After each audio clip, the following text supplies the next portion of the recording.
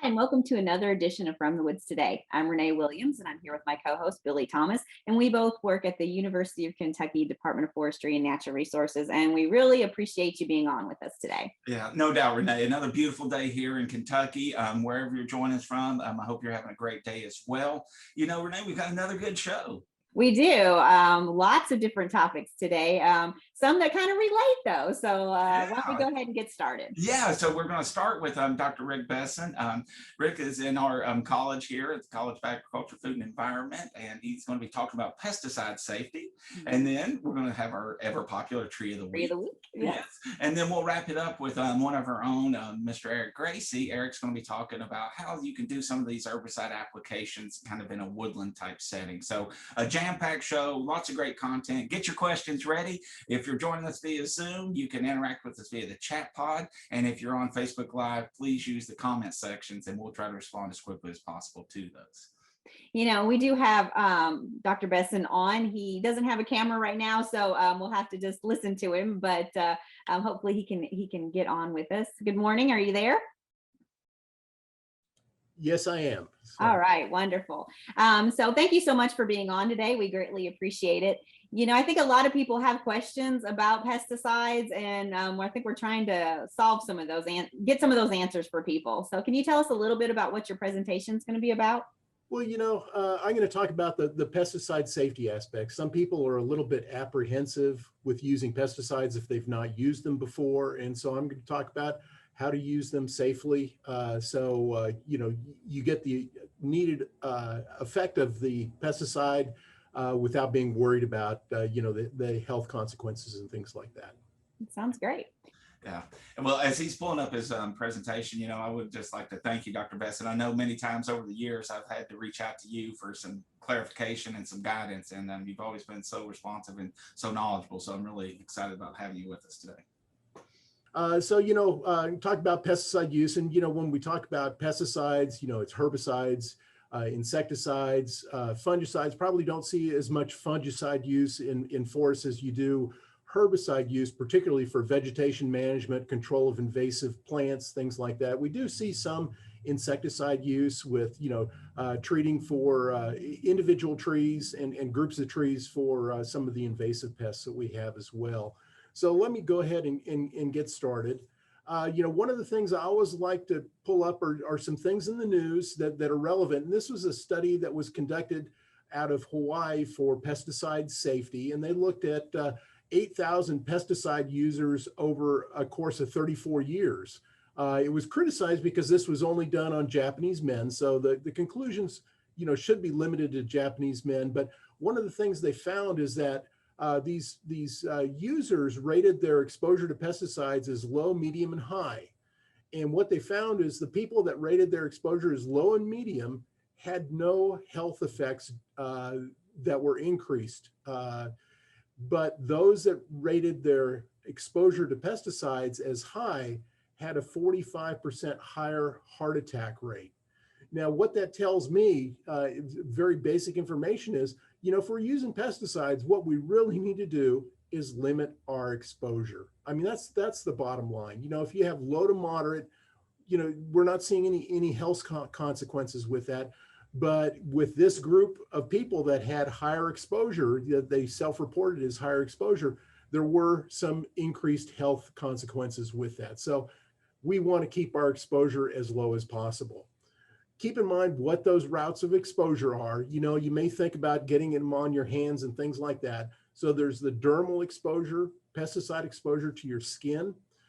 Keep in mind that when you're spraying things, some of those mists and other things can blow back into your eyes. So you have eye exposure. You can breathe them in through your nose and mouth. So you have inhalation. And then you can have ingestion. And you think, well, I'm not ingesting pesticides. But, you know, if you're eating or drinking and you're not washing your hands properly after making a pesticide application, there are ways you can easily ingest pesticides.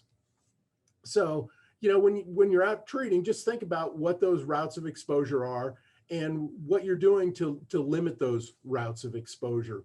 When it comes to pesticide symptoms, there's a whole list of pesticide symptoms. To a certain extent, it depends upon the type of pesticide you're using. It also depends upon the person that's using the pesticide.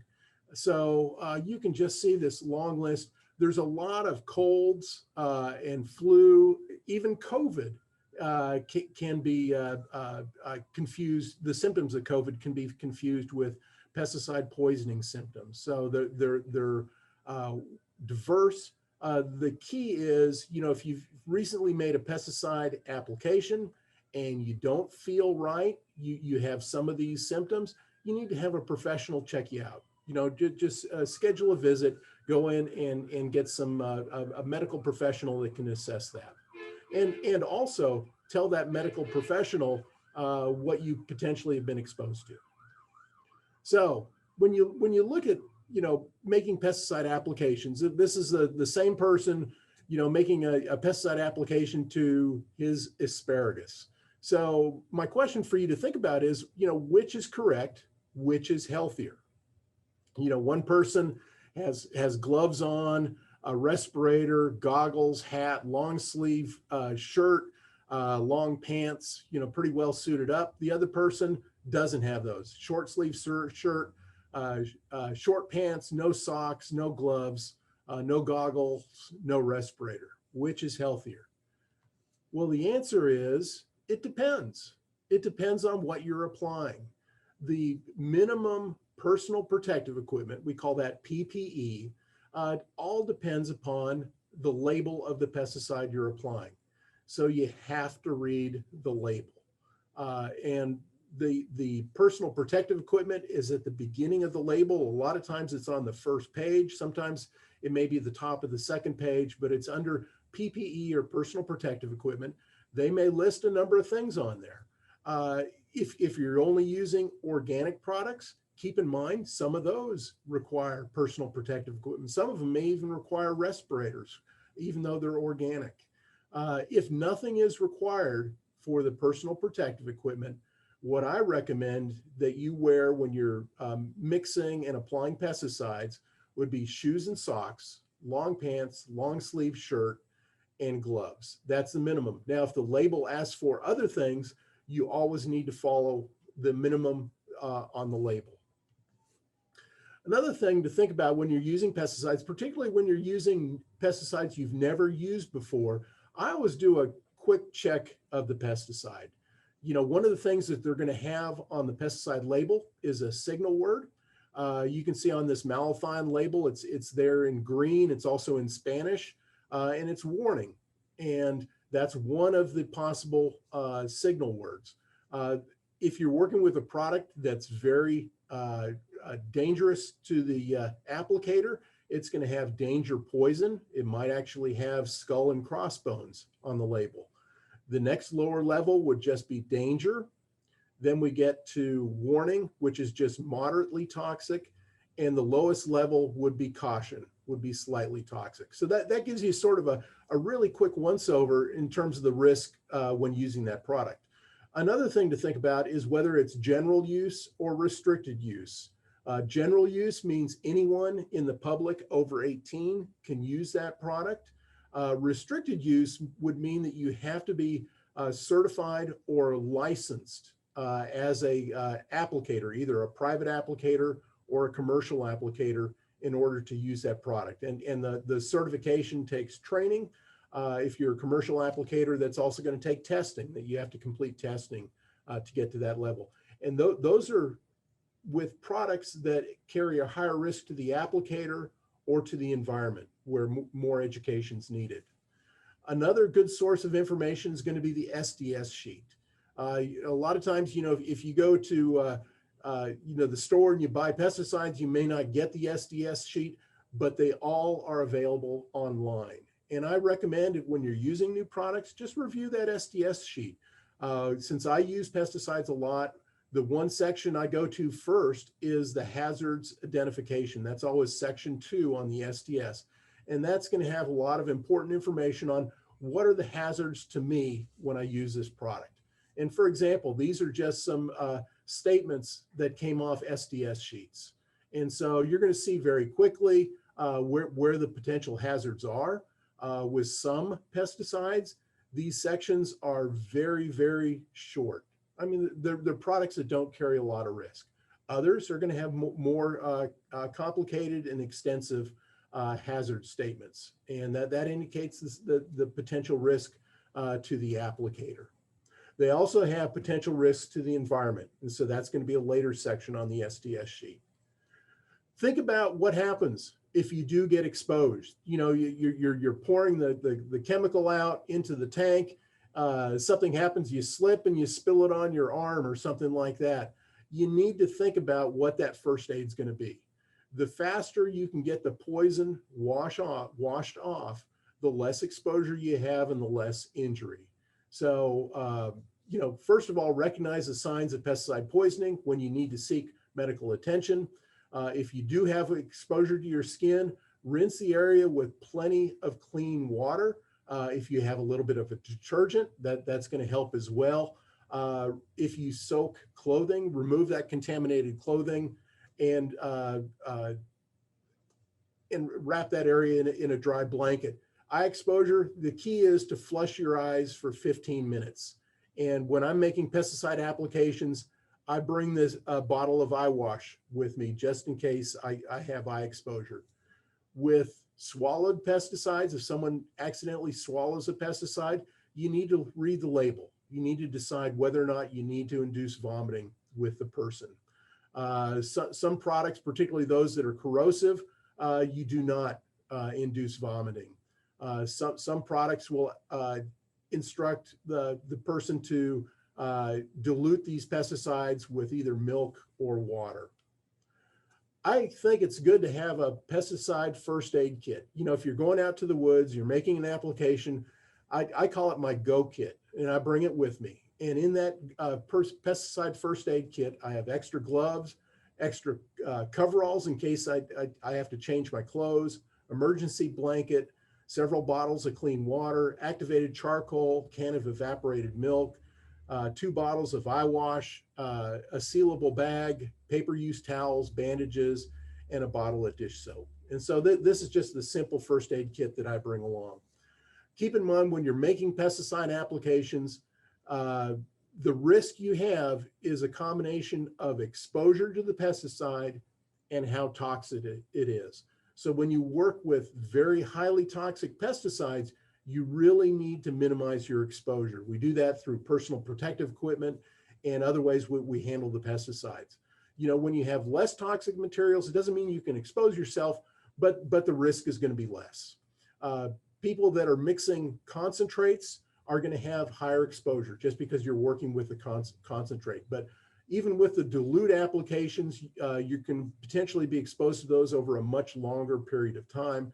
There's also exposure through other things, you know, ruptured containers, spills, and reentry intervals. You know, woods do require we follow worker protection standards, and we have to comply with the restricted entry intervals. After you're done with making a pesticide application, we need to clean our personal protective equipment that's reusable. So detergent and warm water is how we do that. So we wash our reusable gloves, face masks, goggles, that type of thing. We take those off, let them dry, and then we wash ourselves. You know, wash your hands, face, other things with soap and water as well. You need to store your personal protective equipment in a clean, dry location and not with your pesticides. You know, washing PPE, if you've been out using pesticides, you don't want to wash those clothes with your family's clothes. We ask you to run a separate load. After you've run that load, just run the washer once on the rinse cycle without clothes, but with detergent to flush out any pesticides that may be left as a residue in there. The EPA governs the use of pesticides here in Kentucky. That's going to be the Kentucky Department of Agriculture Division of Environmental Services. They ensure that we comply with the rules and that they manage all the private and commercial applicators. You need to read these pesticide labels. That's where all the important information is. If you read and follow the information on the pesticide label, you know that's been thoroughly studied, researched, and there's data to support that it's safe. When you do not follow the label, there's no guidance on whether or not that's safe or not. So the label is the law, and you have to follow the guidelines on the label. And there's lots of good information, restrictions, mixing, how you mix it, how you apply it, the dosages you use, where it can be used, storage and disposal. It's all on the label there. Record keeping, if you're a private or a commercial applicator, keep in mind you have to maintain records. And these have to be done within 14 days of the application. You keep them for 3 years, and the federal regulatory officials have the legal access to your records if they want to see them. So I know I went over this pretty quick, but for more information on pesticide use and pesticide safety, the UK Pesticide Safety Education Program website, you can just Google that and it will take you to the website, or the Kentucky Department of Agriculture Division of Environmental Services, their website as well. So with that, I went through that pretty quick, but would be happy to answer any questions. Well, thank you. We greatly appreciate that presentation. And, you know, one thing I was listening when I was listening to your presentation is that, you know, if someone were to swallow pesticide, I mean, I can't imagine actually sitting there trying to read the bottle at that time. And so, I mean, are you recommending that you should already know what, you should have already read it and know exactly what to do if something were to happen just in case? Or do you call 911 and ask them? Well, if someone has swallowed a pesticide, you definitely call 911. I mean, they must have medical attention. But then the next thing is, I'm going to look for what they swallowed. You know, if I just have one type of pesticide, you know, it's going to be easy. But, you know, for example, I have dozens of pesticides. I need to see what they've swallowed. If they're going to the doctor, I need to bring them the name of the pesticide that they've been exposed to, so the doctor can look up some of that information as well. Okay. Because they're going to need to know exactly how to treat that. And just telling them it was a pesticide is not useful to the medical personnel. So, and yeah, I with swallowing it, I would read the label. That's usually on the first page of the label. So it's right there at the front. So it's easy to find. Okay, good. Because I can just imagine, you know, you're frantic and trying to figure out what to do. So, well, thank you greatly. We greatly appreciate your help in coming and talking about this today. Yeah, it's great information. And, you know, we recommend a lot of times here in forestry that people use some of these herbicides to get some treatments done. So knowing how to be safe is absolutely critical. So great information for that. And, you know, Renee, we'll follow that up here a little bit later. We've got an actual video. One of our team members, Eric Gracie, has put together on some of the common uses or some of the common treatments we do with pesticides. So we'll see that in a moment. But first, before we get to that, we want to kind of switch gears a little bit and go to our tree of the week. Yeah. So Lori Thomas is on with us again. Thank you for joining us. We greatly appreciate it. Good to be here. Good to be here. Enjoying this warmer weather. Yes. So nicer than the snow and cold. Yes. Tell us a little bit about the tree. So this week we are doing a tree that is currently flowering right now. It's one of the earliest trees that will flower, and it's in our maples. So it's our silver maple, because we've already done red maple. So you've been noticing, I'm sure, the bud swelling on both of those right now. But so we got silver maple. All right. Thank you very much. I'm Laurie Thomas with the University of Kentucky Forestry and Natural Resources Extension, and I'm here with the tree of the week, the silver maple. Silver maple, Acer saccharinum, is a member of the Acer genus that consists of 200 species of trees and shrubs that are scattered throughout the northern hemisphere, with 13 species found in the United States, and it is one of 7 maples found in Kentucky. Silver maple is also called soft maple, river maple, water maple, and silverleaf maple. It is a medium-sized tree, typically with a short trunk and a branching canopy. Trees typically grow 60 to 80 feet tall and about 2 to 3 feet in diameter. Silver maple is a fast-growing, moderately shade-intolerant tree that may live up to 130 years. The native range of silver maple includes most of the eastern United States into the Midwest. It is found in approximately 29 counties in the state of Kentucky. It is found growing in pure and mixed stands along the banks of water bodies and floodplains. It grows best in better drained, moist alluvial soils. It has often been used as an ornamental landscape tree due to its fast growth and tolerance of somewhat compacted soil around development. Unfortunately, the tree has relatively weak wood and that is susceptible to ice and snow breakage, and it has invasive rooting tendencies which make it a questionable choice in a residential setting. Silver maple is a deciduous tree with alternately arranged simple leaves. The leaf is rounded with 5 pointed lobes that have deep sinuses. The 5 lobes and the deep sinuses help distinguish it from sugar maple and red maple. The margins are coarsely serrated, and the leaves are light green above and pale and silvery white on the underside. Fall color isn't particularly showy, and it tends to be a pale golden or yellow. This species is typically monoecious, which means one house, so a single tree will have both male and female flowers.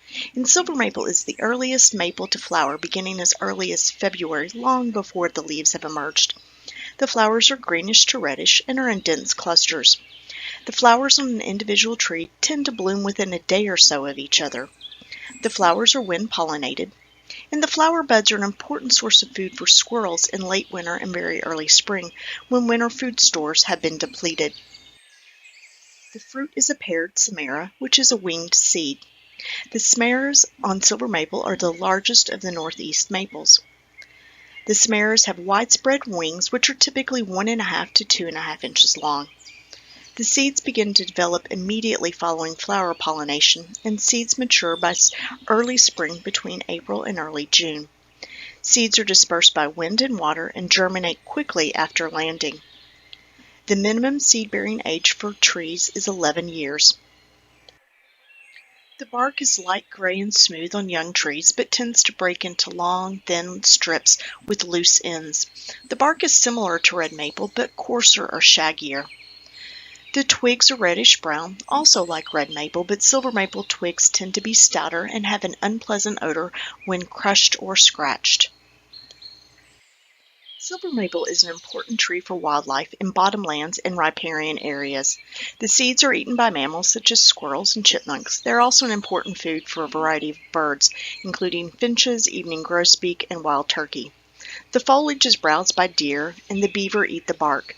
Because the wood is soft and brittle, branches tend to break and trees develop cavities, which provide critical nesting habitat for wood duck, golden-eyed ducks, owls, woodpeckers, possum, and raccoons.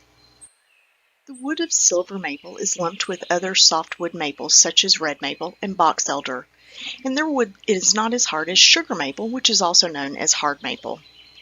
Silver maple wood is harder than red maple, but not nearly as hard as sugar maple. It tends to be brittle and close-grained. The sapwood color ranges from almost white to a light golden or reddish-brown, while the heartwood is darker reddish-brown. Silver maple can also be seen with curly or quilted grain patterns like other maples. It has a fine, even texture and is rated as non-durable to perishable in regards to decay resistance. Silver maple is often cut and sold with red maple as soft maple lumber. The wood is used for furniture, boxes, crates, food containers, paneling, and small specialty carved or turned objects.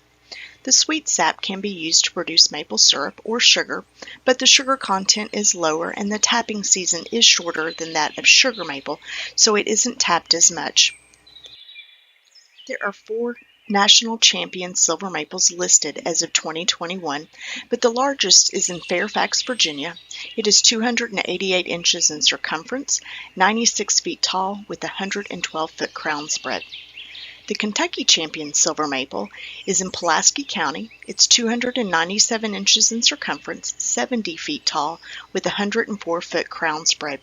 If you'd like to know more about champion trees, check out American Forest National Champion Trees or check out the Kentucky Division of Forestry Champion Trees.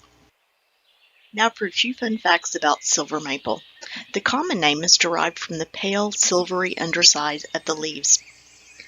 The caterpillar, sometimes called the green-striped mapleworm of the rosy maple moth, which is in the great silk moth family, feed on the leaves of silver, red, and sugar maple.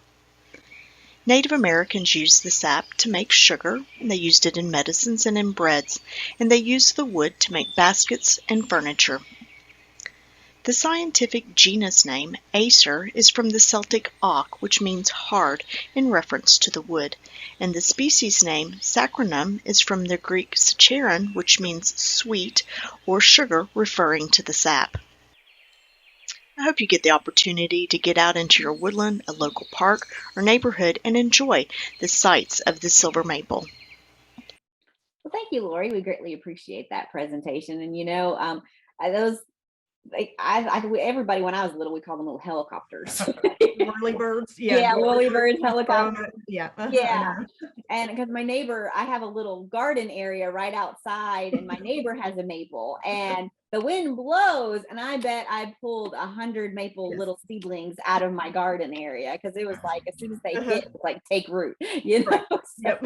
Absolutely. yeah. So, you've talked about a lot of maples so far in our presentations. How many do we have in Kentucky? Well, natively we have 6 maples in Kentucky, and then a lot of times people refer to Norway maple because we've planted it as well, more in landscape type settings. But we do have 6 native ones. We've got sugar, red, box elder, which we've done all of those so far, and silver maple, black maple, and striped maple.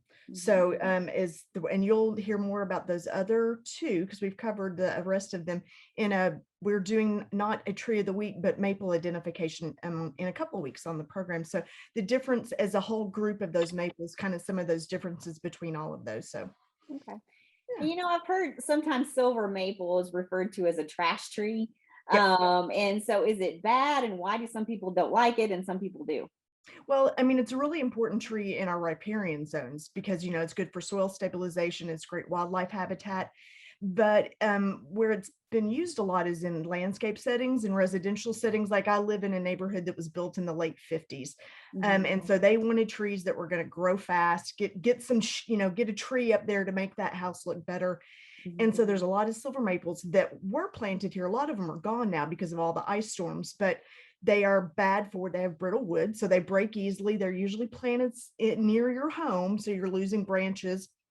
And then the rooting tendencies, they seek out water. And so if you've got a water leak, you've got water pipes, you've got your sewer line, things like that, they can be damaging because of how their rooting tendencies are. So they're not a great residential tree for many of those reasons, but they are really important in our riparian zone. So as like I said, soil stabilization and habitat. All right. Well, thank you for doing this again. We look forward to every week having a tree. No, yeah, Laurie, I mean, I've been in forestry for 20 some years now, but I swear I pick up something each week. So thank you so much. I do too, because I have researched them each week. So it's dendrology all over again. It's great. No. So next week, I'll just let you know, we're going to do American plum. It is flowering right now out in the woods. So it's not a big tree, but it's one of our smaller flowering trees like our redbud, but we'll do American plum next week. So Wonderful. Yeah, thank you again. Thank you. All right. So moving on, we have kind of circling back a little bit. yeah, exactly. So Eric, if you want to put your video on and talk a little bit about what we're going to hear about. Hi guys. So basically put together a little video to demonstrate several different herbicide techniques. We've talked a lot about controlling invasive species or some wood forest management. So it's inevitable that you're going to have some unwanted vegetation. So these the ones I did are pretty efficient to getting your woods cleaned up, and a little different than just doing herbicide applications in your yard, or how most folks tend to think about pesticide or herbicide applications. So that's kind of what it is. All right, great. Well, Billy, let's go ahead and I'll show it just a second, Eric. It's a great resource. I've had a chance to preview it, so thank you for doing this. So anytime we make recommendations to landowners and stuff, it's really nice to be able to have something like this as a resource to let them kind of see how it's done. So thank you very much, and I'll go ahead and play it now.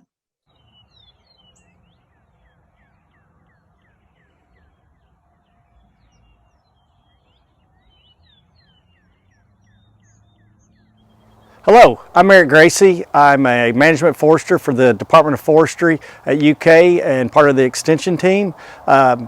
we're coming up on a year of programs from the woods today, and a lot of the programming will centered around Dr. Crocker's invasive species identification and eradication, and why you want to eradicate these species. Also, Dr. Mueller has done the Forestry 101 and talked about a lot of methods on how to improve your woodlot, and a lot of those methods are going to require the removal of unwanted trees and shrubs. So today I'm going to try to demonstrate some of the most common methods that you're going to use for eradicating those species, and hopefully we'll learn something about the chemicals and timing and application along the way. All right, so the first application method that we're going to demonstrate, or I'm going to demonstrate, is a foliar application. And this is simply where you're taking an herbicide and you're wetting the leaf surface with the herbicide, and it will systemically be absorbed through the leaves and will kill the intended target. The key with the foliar application is you need the target to be actively growing for it to be effective. So you don't want to try to do this after an extended dry period. But any time in the year that you've got active growth, the foliar application will work. There's several good herbicide options for these foliar applications. One I'm going to use today is just a glyphosate, and that's commonly referred to as Roundup.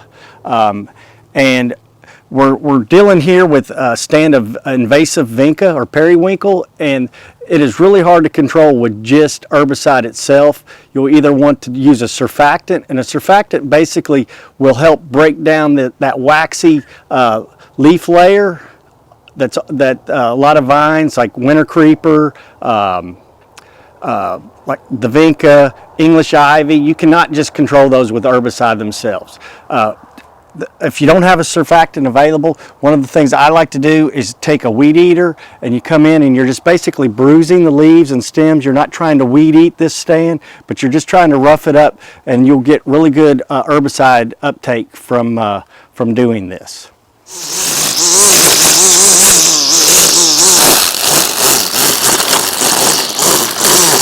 Okay, so when you're applying the herbicide, the key is just to wet the foliage. You don't have to wet it to the point of where it's so saturated that the herbicide is running off of the leaf surface. All you're doing is wasting herbicide at that point. So I like to use a pretty high pressure, so you get more of a mist and smaller water droplets. It seems to adhere better to the leaves, and so there's really nothing to it.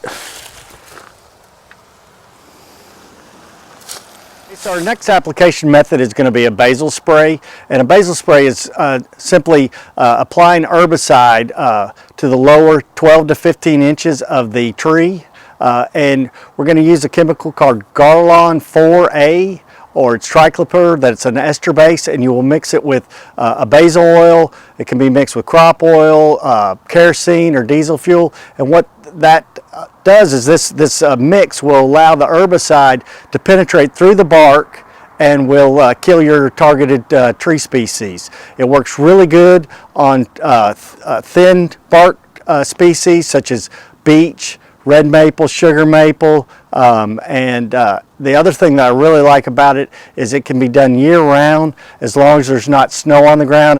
So with the basal spray, you can use any type of hand sprayer. Oftentimes folks will use a backpack sprayer. One of the things that you'll want to look for is you'll want a solid cone tip or a flat fan tip on your sprayer. And the other little trick is to not over pressurize your sprayer. Otherwise, when you're applying it, you're going to get a lot of splashback, and you're going to put out more chemical than you need, and you're also going to create a circle of death there and possibly kill some untargeted species.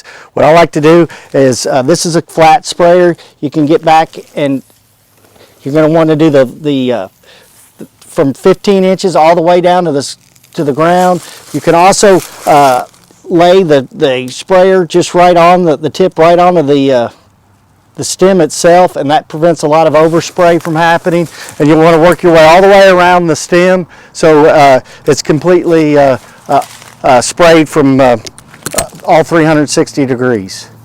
You'll see that I'm also using a dye, and the herbicide dye works really well if you're doing, from knowing where you've been, what's been treated. Okay, so when you're doing the hack and squirt, you're basically going to make a 45-degree angle cut with your hatchet, apply about a milliliter of herbicide into that cut that you've made. So you want to make a cut per inch of diameter. You want to check your labels on that. Some require a less, but typically you're going to do 1 cut per diameter.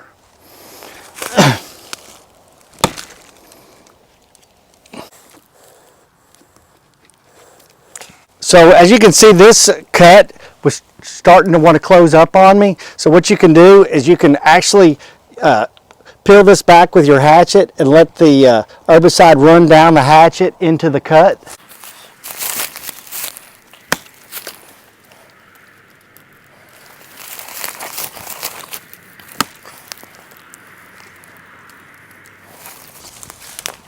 And because you're not using much chemical, a little squirt bottle like this will go last you a good half day, and you can refill at lunch. Okay, so the next herbicide application method is what they call a cut stump, and you can do this on any size hardwood stump. Softwood stump's not going to sprout, so you would not need to spray those. And on little, like this little clump of box elder, a brush cutter on a weed eater works really well. It also is a really good tool for bush honeysuckle, and any of your foliar herbicides will work. As far as timing goes, once again, you want to avoid times of heavy sap flow, and that's just because that sap flow is going to push the herbicide out instead of having that those stumps absorb that herbicide into the root system.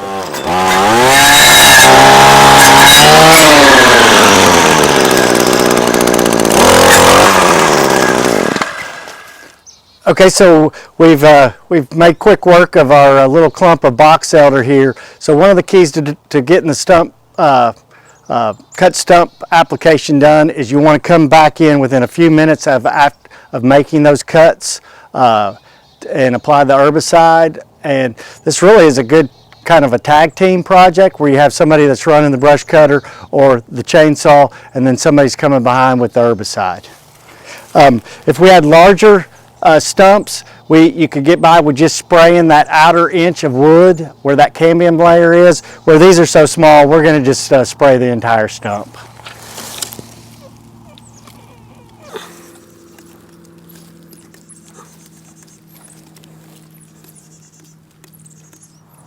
Okay, so the last herbicide application we're going to talk about today is a chainsaw girdle, and there's a couple ways you can do this. Real common is to do a single chainsaw girdle. So like this catalpa behind me, it's too big for the hack and squirt. So it just makes more sense to use a chainsaw. You don't need a big giant logging chainsaw. I've got this little saw with a 14-inch bar on it, lightweight, easy to use for this application. And so once you finish your girdle with the chainsaw, you want to go in about a ½ inch to an inch into the wood, and you'll treat that girdle with the same herbicide that you're using for the cut stump or your hack and squirt. There's another option if you have trees of desirable species that are in close proximity, but you want to remove one of those because they're competing against each other. You can use a double chainsaw girdle, and that's where you'll do your first girdle, and then you'll place a second girdle above it or below that first girdle, and that double chainsaw girdle will slowly kill that tree out without the use of herbicide. What happens is if you get same species in close proximity, they may have some roots that have fused together or being off the same root system, and you have the chance of killing the tree that you're trying to promote.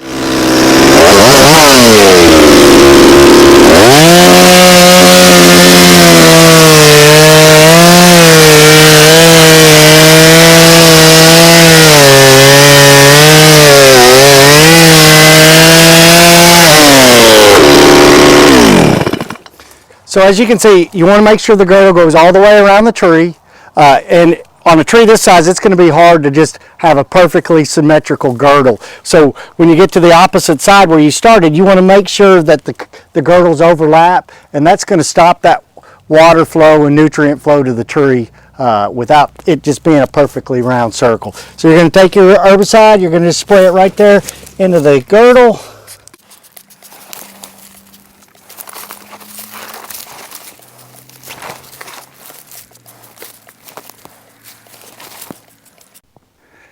All right, hopefully the videos today and the demonstration of different herbicide methods will help you with your herbicide applications on your property, whether it's invasive species control or improving your woods. With any herbicides, make sure you follow the label directions on the appropriate mixing rate, PPE, and remember to always remove children and pets from the herbicide areas. Well, Eric, I love your helper. He's awfully cute. So if you want to turn your video back on. Yeah, Thank you that so was much. that was a opportunity to get my new pup and I don't blame you. I don't kind of blame you. Making him What a the heck? star now too. So Yeah, put a smile on somebody's face, hopefully. no, Yeah. that's good. We thank you for that video. It was very informative. We did have a question on what was used for the treatment on the cut stump. Actually, that was a glyphosate. It was at a higher percentage. It was a 1-to-1 dilution rate. And that you'll have to just check the labels. Glyphosate will come in from anywhere from like a 18% active ingredients up to, I've seen even 85%. So that you'll just, there'll be directions for that cut stump treatment, and you'll just follow those label directions. Okay. I was going to say, Eric, could you speak again a little bit about maybe some of the timing on some of these treatments, or maybe more optimal times maybe for some of these than others? Yeah, so like I said, a lot of them you don't want to do during heavy sap flow, particularly if you're cutting into the tree itself, because like I said, you're going to be pushing that herbicide out. So if you're really, those treatments are better done late spring through the summer and even fall. There was actually a really good research coming out of Penn State on the basil bark, where typically you're doing about a 25% solution of herbicide if you're doing it through the winter months.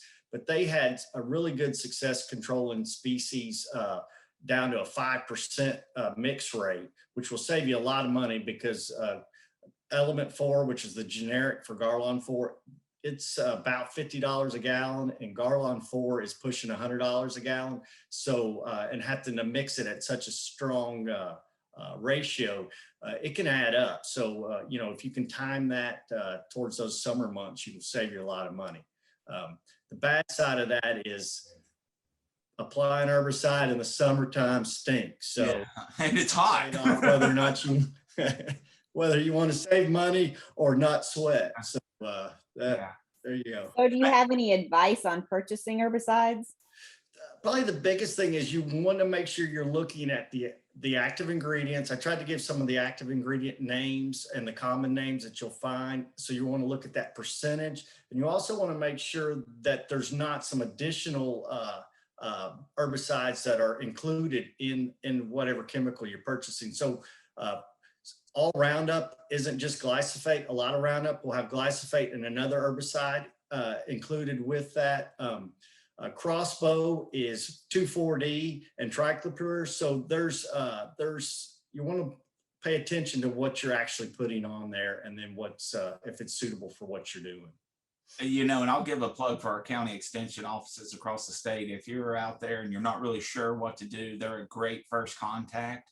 If they don't know personally what you can do or use, then they know how to connect with others who can kind of help you. So yeah, make sure you go about it the right way. It'll save you time and money for sure. Yeah, and definitely try to buy the stuff that you mix yourself versus the ready to use. It's crazy the cost difference to have somebody add water for you. So is it kind of like buying the little bundles of firewood at the gas station yes. versus getting a truckload? Yes. And all the other thing too is that all the sprayers, typically, if you get a really good sprayer, you'll be able to rebuild that. The chemicals are really hard on them, and they'll eventually leak and not cooperate, but they can be rebuilt without too much cost. Well, Good thank you, segment. Eric. We Thank greatly you very appreciate much. you Yep. coming on. Yeah, and very complimentary with what we heard from Dr. Besson earlier. So really, yes, and we're getting in that season. People are getting out. They're wanting to do stuff. So we want to make sure that you do it the right way and you do it as safely as possible. But thank you. We greatly appreciate you doing it. Yeah, I know it's, and thank your videographer for helping as well. So it looks Exactly. good. All right. Hey, Renee, a good show. Yes, We definitely. covered some really important content today. Hopefully everybody will take that to heart. I know, everybody's itching to get out and do stuff. So let's just make sure we're doing it the right way. Definitely. Yeah. And you need just remember that if there's anything on today's show that you just want to go back and say, hey, what was it they said? I don't remember. You can always go to fromthewoodstoday.com. We post all of our videos there. And you can watch them again and rewind and play. And if you're like me, you're like, okay, I'm going to write all this down. And so you can stop Eric in his tracks and tell him find out exactly what you need to know. But we greatly appreciate you joining us every week. No doubt. And please, tell a friend. We think there's other people out there that would benefit and appreciate this show and some of the content we're trying to get across. So, help us spread the word about it. We would greatly appreciate it. And again, as Renee said, thanks for joining us each week. And we hope to see you all next week at 11 o'clock. Take care. Bye.